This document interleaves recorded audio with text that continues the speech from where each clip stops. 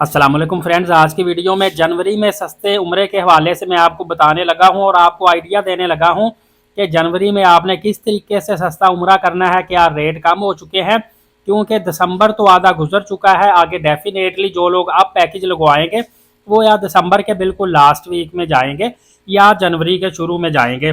दोस्तों, जनवरी उम्रा के लिए वैसे तो बाजार लगता है महंगा है इस वक्त, लेकिन ये उम्रा के लिए सस्ता महीना होता है और इस महीने में सबसे ज़्यादा लोग उम्रा पर जाते हैं।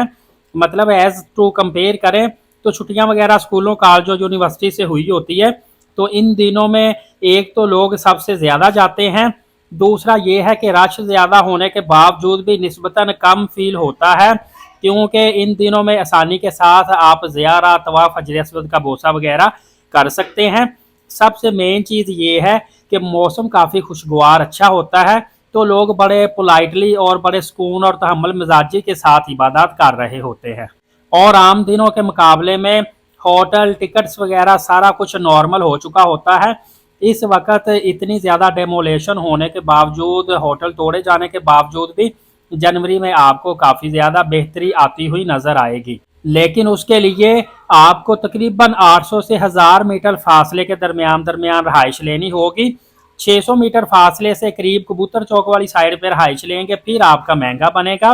तकरीबन 800 मीटर की रेंज में आप रहाइश लें, 1000 मीटर फासले की रेंज में रहाइश लें मिसफिला कुबरी के पास, तो देन आपको काफ़ी ज़्यादा ये रीज़नेबल देखने को मिलेगा। और इसके साथ आपको बताता चलूँ, अगर आप कराची से जाते हैं तो आपको एयरलाइन टिकट भी काफ़ी ज़्यादा सस्ता देखने को मिलेगा।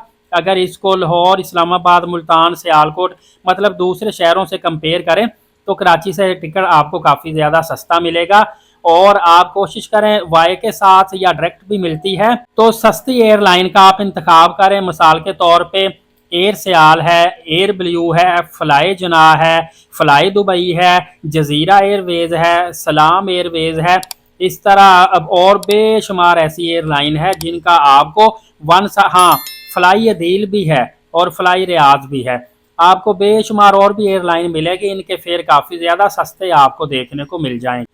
इसकी निस्बत अगर आप Qatar Airways, Etihad Airways, Emirates Airways या फिर तुर्किश एयरवेज जो वाई के साथ तुर्की से जाते हैं, या फिर आप सऊदी एयरलाइन करवाते हैं तो वो आप या PIA, इनके टिकट आपको एक्सपेंसिव मिलेंगी। दूसरा, आपने कोशिश करनी है कि एयरलाइन 15-20 दिन या इससे भी पहले बुकिंग करवा लेनी है और बुकिंग कोशिश करनी है वीकेंड पे आप फ्लाई ना करें। मतलब कि मंडे, ट्यूसडे, वेडनेसडे, थर्सडे इन दिनों में आपको टिकट सस्ती मिलेगी। और इन दिनों में भी आप या रात की टिकट या बिल्कुल सुबह 3-4 बजे की टिकट देखेंगे। रात 11-12 बजे के बाद से सुबह तहज्जुद के टाइम तक की जो एयरलाइन टिकट होगी उसमें फेयर में काफ़ी ज़्यादा कमी होती है। जो दिन के वक्त जाती हैं वो एक्सपेंसिव होती हैं। इस तरह का भी सीन होता है। और इसी तरह हर सीट का किराया एयरलाइन में दूसरी सीट से डिफरेंट होता है। जैसे जैसे जहाज बुक होता जाता है वैसे वैसे टिकट महंगी होती जाती है। आपके साथ का बंदा बैठा, उससे पूछेंगे, उसने किसी और रेट पर टिकट खरीदा होगा, उसके साथ बैठा होगा किसी और रेट पे खरीदा होगा।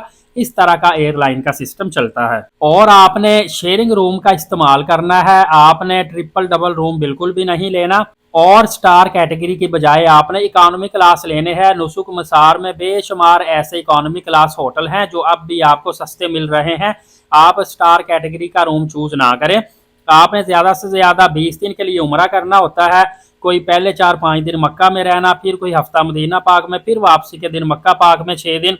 तो इस तरह आपने रोटेट करते रहना है। तो आपने स्टार होटल लग्जरी लेके वहाँ पे आराम के लिए जाके क्या करना है, आप तो वहाँ पे इबादत की गर्ज से गए हुए हैं, लिहाजा इबादत करने के लिए बेहतर है कि आप वहाँ पे फैसिलिटी सहूलियात देखने की बजाय गुजारा करें और ज़्यादा से ज़्यादा इबादत पर तवज्जो दें। क्योंकि अक्सर लोग 20-21 दिन के लिए उम्रा पर मैं देखता हूँ जाते हैं, जब वापिस आते पूछता हूँ कितने उम्रे किए तो पता चलता है 2 उम्रे किए।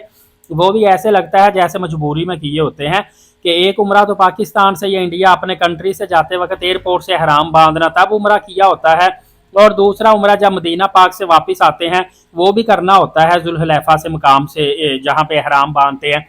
तो 2 के अलावा उम्रे ही नहीं उन्होंने किए होते।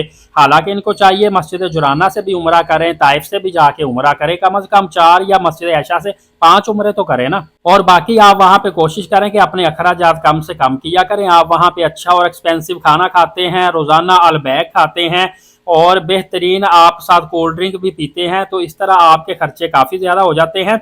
बहरहाल जनवरी में बेनिफिट ये होगा कि एक तो मौसम मुतदिल होगा, दूसरा ताफ और सही जो करेंगे इसमें रश काफ़ी ज़्यादा कमी आपको देखने को मिलेगी और मौसम अच्छे की वजह से इबादत में सुकून मिलेगा। मजमूई तौर पर आपका इंशाल्लाह खर्चा कम होगा। अगर आप ग्रुप में जाते हैं तो कराची से आपका खर्चा होगा 2,25,30,000 रुपये और दूसरे शहरों से होगा 2,80,85,000 रुपये। और अगर आप प्राइवेट तौर पे अकेले जाते हैं इंडिविजुअल तौर पे, फिर आपका एक्सपेंस होगा 3,10,000 रुपए के करीब करीब। ये खर्चा आपके मुताबिक कम या ज्यादा भी हो सकता है कि आप किस तरह का पैकेज चूज करते हैं, मैं आपकी रहनुमाई करता रहूंगा। एलीट साकिब यूट्यूब चैनल को सब्सक्राइब करके बेल नोटिफिकेशन को ऑल कर लें ताकि तमाम तरह अपडेट्स आपको बर वक्त मिलती रहे। नमाज कायम करें, नबी पाक सल्लल्लाहु अलैहि वसल्लम पे रोजाना कसरत से दुरूद पाक भेजा करें और कुरान पाक की तिलावत करते रहा करें। शुक्रिया, जज़ाकल्लाह।